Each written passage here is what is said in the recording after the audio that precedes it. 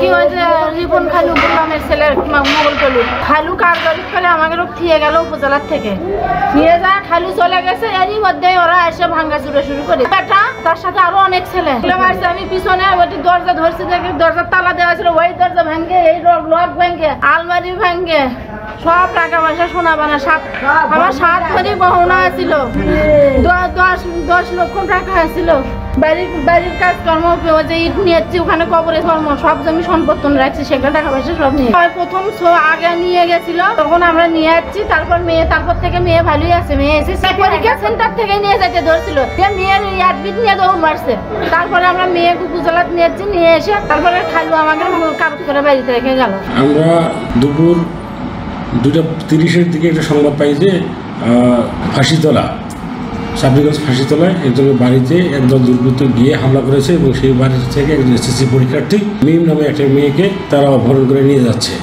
সংবাদটা শোনার সঙ্গে সঙ্গে আমি সঙ্গে অফিসার ফোর্স সহ ওই গ্রামে যাই এবং যাওয়ার সময় দেখতে পাই যে একদল দুর্বৃত্ত দৌড়ে পালাচ্ছে। আমি তাদেরকে কিছু ধাওয়া করি কিন্তু আসলে আক্ষেতের ভিতর দিয়ে তারা চলে যাওয়ায় তাদেরকে তাৎক্ষণিকভাবে ধরতে পারিনি। এরপরে আমি আরও অতিরিক্ত ফোর্স নিয়ে এসে সেই গ্রাম সহ আক্ষেত পুরোটাই ঘিরে ফেলে সারাশি অভিযানের মাধ্যমে পুরোটা এলাকা তছনছ করে আমরা তল্লাশি করার এক পর্যায়ে আক্ষেতের পাশে একটা টিন শেড একটা ঘরের মধ্যে থেকে এই ভিকটিমকে আমি পাই এবং এই ঘটনার সঙ্গে সংশ্লিষ্ট মূল যে আসামি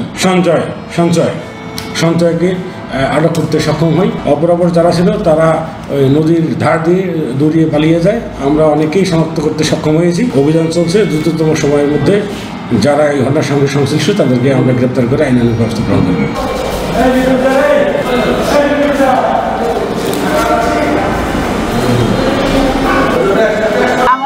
এসএসসি পরীক্ষা তাকে পরীক্ষা দিতে নিয়ে যাচ্ছি সেখানে হামলা করার পর আমরা খালি ফোন দিচ্ছি দেওয়ার পর আমাদের বাইক পৌঁছে দেওয়ার পর 10-15 মিনিট পরেই ওরা আমার বাড়ি ঘেরাও করে আমরাও চাইনিজ কুড়াল নিয়ে আমাদের মারধর করছে। দরজা সব দরজা ভাঙছে, আমার টাকা পয়সা 7 ভরি স্বর্ণ সব নিয়ে গেছে 10 লক্ষ টাকার মতো। রাফির ছেলে অনেক ছেলে পেলে 30-40 জন ছেলে পেলে। প্রথম ঘটনা হয়েছে ওরা আসে দাদা ভাঙল বেটার বাথরুমের মুখে নিয়ে আসা হয় নাকি খাবারের বেটা মুখে নিয়ে আসা বেটা মুখে আসা তারপরে বেটাকে মারার জন্য ওরা উত্তর চায়। যখন আমার 12টা ভেঙে বেটে নিচ্ছে তখন বেটাটা খারাপ হতো বেটা একটু চোট মারছে আমি দৌড়ে গাড়া পাইছে যেরকম বাবা আমার 100 মারিয়ে দুনিয়া যাবি বাবা আমার দুনিয়া থাকবে না আমার বছর টাকা চায় না মারা ভালো আছে তোমরা আমার সড়ক মারো না বাবা মারো না। তখনই মারা বাদ দিয়ে আমি সড়ক পৌঁছে দিয়ে দাঁড়িয়েছি আর অকবাই করে নিয়ে লড়া চলে গেছে ওকা 30-40 জন আসছিল। এটা খুব ভালো কষ্ট আর তখন মেয়ের ধরছে কষ্ট হলে পুরার আর আমরাও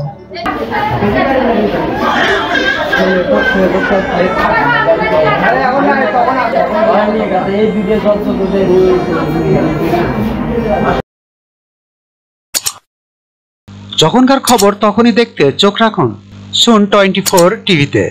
চ্যানেলটি সাবস্ক্রাইব করুন।